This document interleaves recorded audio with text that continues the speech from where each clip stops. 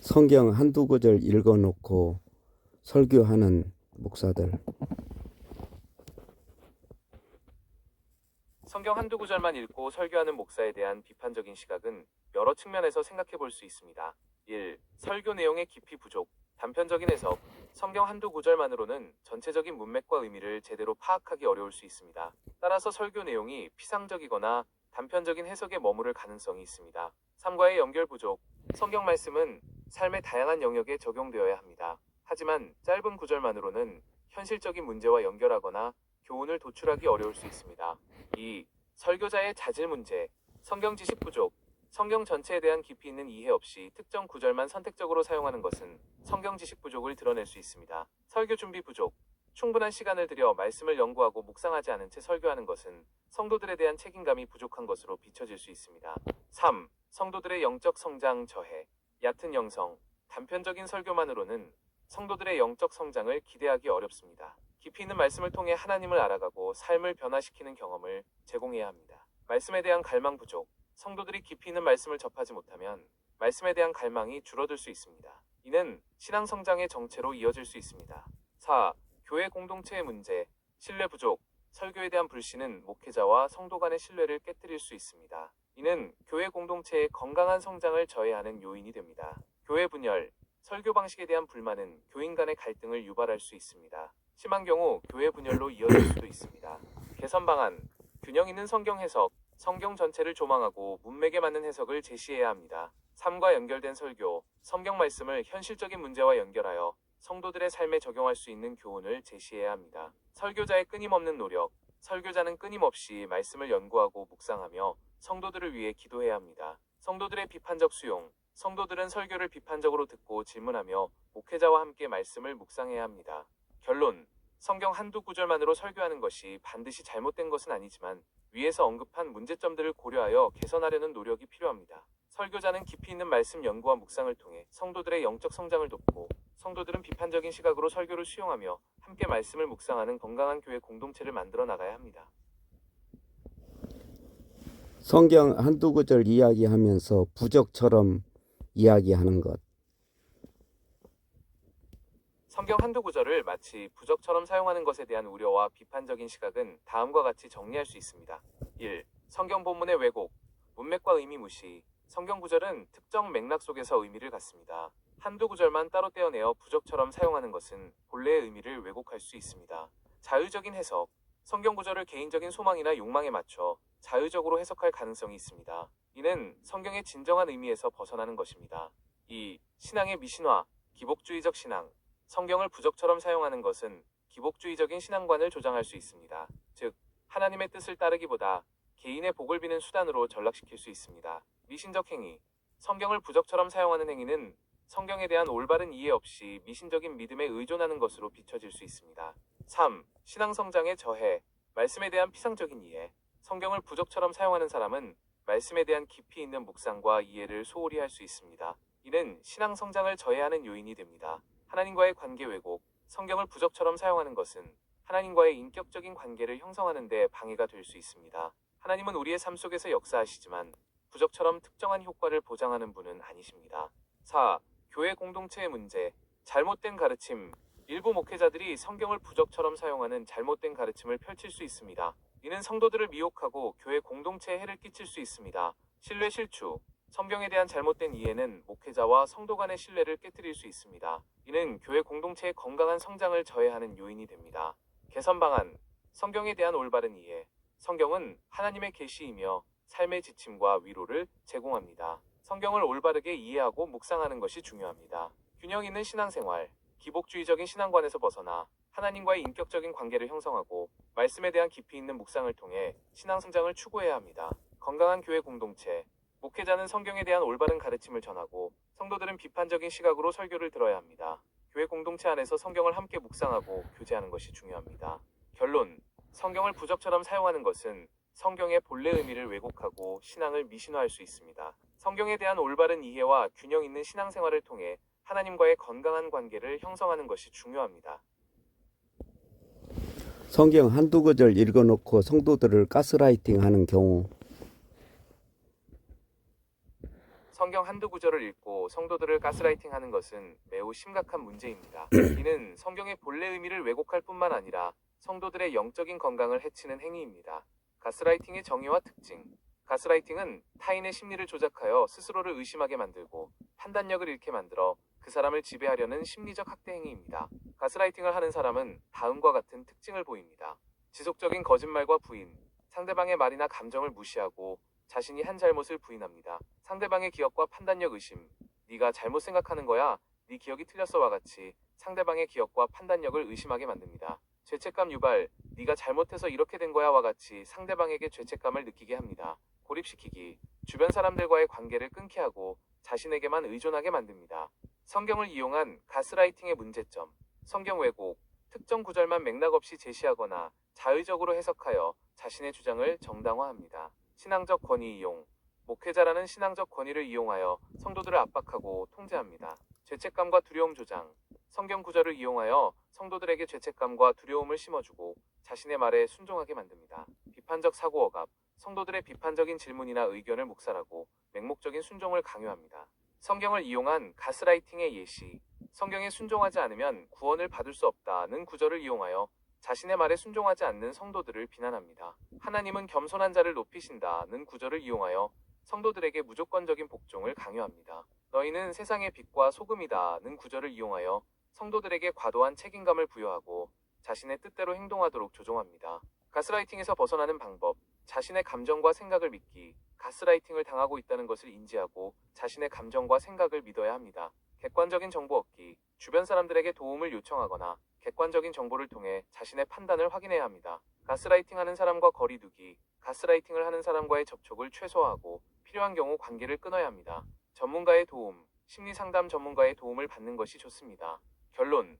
성경은 하나님의 말씀을 담고 있는 소중한 책입니다. 그러나 성경을 이용하여 가스라이팅을 하는 것은 하나님의 뜻에 어긋나는 행위입니다. 성도들은 성경에 대한 올바른 이해를 바탕으로 비판적인 사고를 하고 가스라이팅을 하는 사람에게 단호하게 대처해야 합니다. 성경을 가지고 성도들을 그루밍하는 것.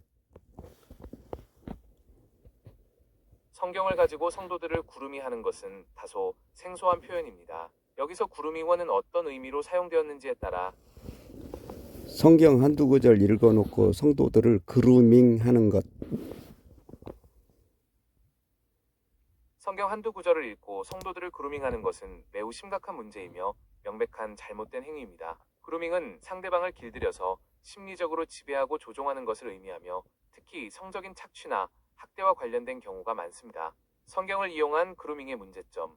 성경 왜곡, 특정 구절만 맥락 없이 제시하거나 자의적으로 해석하여 자신의 주장을 정당화합니다. 신앙적 권위 이용, 목회자라는 신앙적 권위를 이용하여 성도들을 압박하고 통제합니다. 죄책감과 두려움 조장, 성경 구절을 이용하여 성도들에게 죄책감과 두려움을 심어주고 자신의 말에 순종하게 만듭니다. 맹목적인 순종 강요, 성도들의 비판적인 질문이나 의견을 묵살하고 맹목적인 순종을 강요합니다. 개인적인 관계 형성, 성도들과의 개인적인 관계를 통해 신뢰를 얻고 그들의 취약점을 이용하여 심리적으로 지배합니다.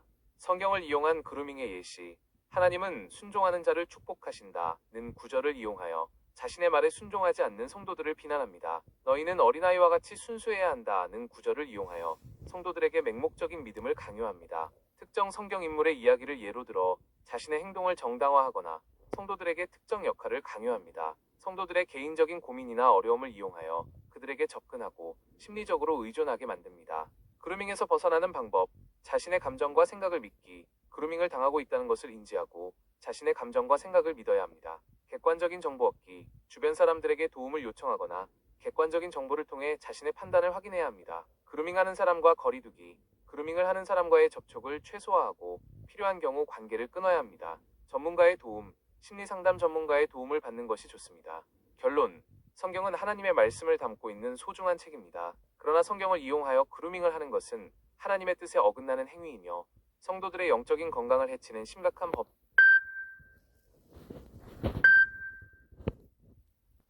문제입니다. 성도들은 성경에 대한 올바른 이해를 바탕으로 비판적인 사고를 하고 그루밍을 하는 사람에게 단호하게 대처해야 합니다. 성경 구절로 성도들을 언어 폭행하는 것.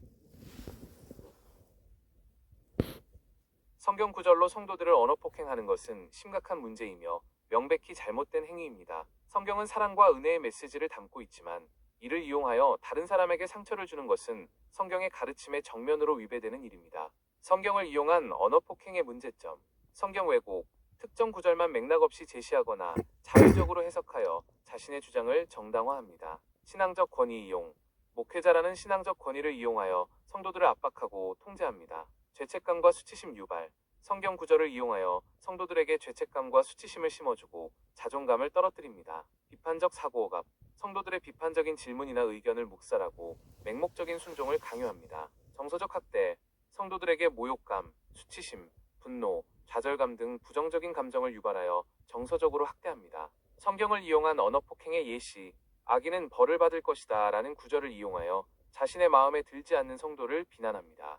너희는 죄인이다 라는 구절을 이용하여 성도들의 잘못을 들추어내고 공개적으로 망신을 줍니다. 순종하지 않으면 하나님의 벌을 받는다는 구절을 이용하여 성도들에게 자신의 뜻대로 행동하도록 강요합니다. 특정 성경 인물의 약점을 들추어내어 성도들과 비교하며 비난합니다. 성도들의 외모나 성격 등을 성경 구절과 연결하여 비하하거나 조롱합니다. 언어 폭행에서 벗어나는 방법. 자신의 감정과 생각을 믿기. 언어 폭행을 당하고 있다는 것을 인지하고 자신의 감정과 생각을 믿어야 합니다. 객관적인 정보 얻기. 주변 사람들에게 도움을 요청하거나 객관적인 정보를 통해 자신의 판단을 확인해야 합니다. 언어 폭행하는 사람과 거리 두기. 언어 폭행을 하는 사람과의 접촉을 최소화하고 필요한 경우 관계를 끊어야 합니다. 전문가의 도움. 심리 상담 전문가의 도움을 받는 것이 좋습니다. 결론. 성경은 사랑과 화합을 가르치는 책입니다. 성경을 이용하여 다른 사람에게 상처를 주는 것은 명백히 잘못된 행위이며 하나님의 뜻에 어긋나는 일입니다. 성도들은 성경에 대한 올바른 이해를 바탕으로 비판적인 사고를 하고 언어 폭행을 하는 사람에게 단호하게 대처해야 합니다. 설교할 때 예수와 구원이 빠진 것. 설교는 기독교 신앙의 핵심적인 부분으로 성경 말씀을 해석하고 적용하여 성도들의 삶과 신앙을 인도하는 중요한 역할을 합니다. 설교자는 성경에 대한 깊이 있는 이해를 바탕으로 예수 그리스도의 가르침과 삶을 설교할 때 예수와 구원이 빠진 설교.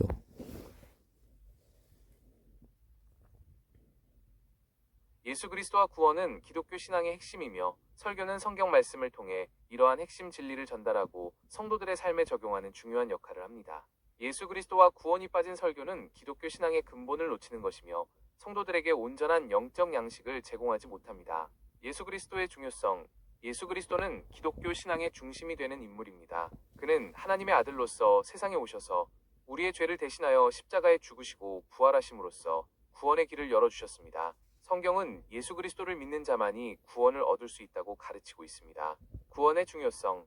구원은 기독교 신앙의 핵심적인 개념입니다. 죄로 인해 하나님과 단절된 인간은 예수 그리스도를 통해 죄 사함을 받고 하나님과 화목하게 되며 영생을 얻을 수 있습니다. 구원은 하나님의 은혜로 주어지는 선물이며 믿음을 통해 받을 수 있습니다. 예수 그리스도와 구원이 빠진 설교의 문제점. 기독교 신앙의 핵심 누락.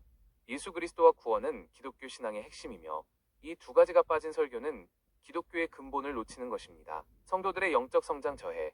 예수 그리스도와 구원에 대한 분명한 메시지가 없는 설교는 성도들의 신앙 성장을 저해할 수 있습니다. 삶의 변화 부재.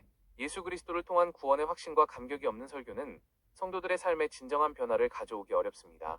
설교 시 유의사항.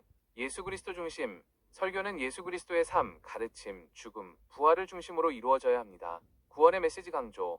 설교는 죄 사함과 구원의 중요성을 분명하게 전달해야 합니다. 성경적 근거 제시. 설교 내용은 성경에 근거해야 하며 자의적인 해석을 경계해야 합니다. 삶의 적용. 설교는 성도들의 삶에 실제적인 지침과 교훈을 제공해야 합니다. 결론.